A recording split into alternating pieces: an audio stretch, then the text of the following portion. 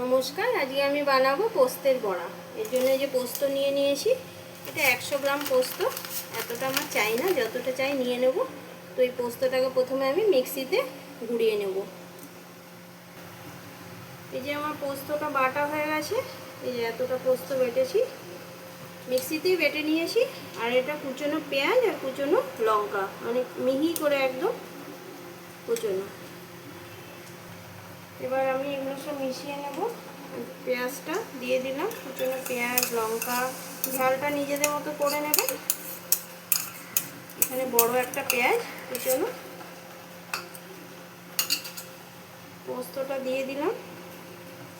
পোস্তর যে দাম, পোস্তটাও দিয়ে দিলাম।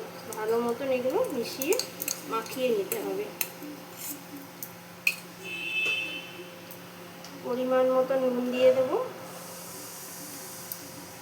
স্বাদ মতন দিতে হবে, বেশি তো দেওয়া যাবে না।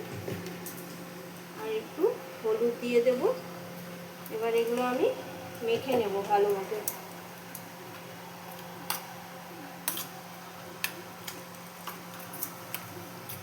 এটা ভালো মতন মেখে নেব।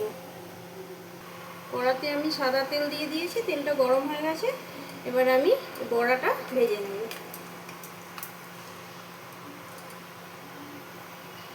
ছোট ছোট করেই ভাজবো, বড়ির মতো।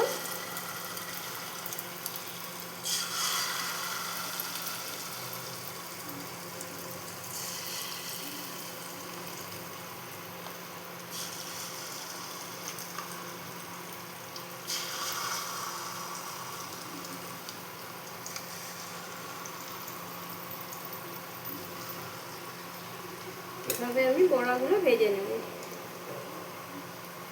বড়াগুলো আমার ভাজা হয়ে গেছে, এবার তুলে নেব।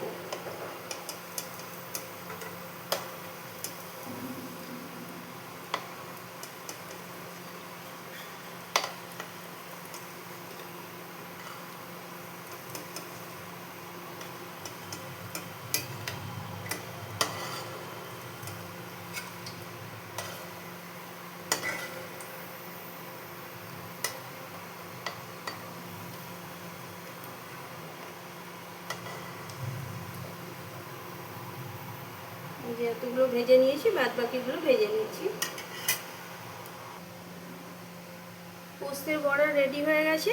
আর খেতে তো ভালো লাগে, সবাই জানে। গরম ভাত আর মুসুরির ডাল হলে আর কিছু চাই না আর এই পোস্তের বড়া থাকলে। যদি ভিডিওটা ভালো লাগে তো একটা লাইক করে দেবেন।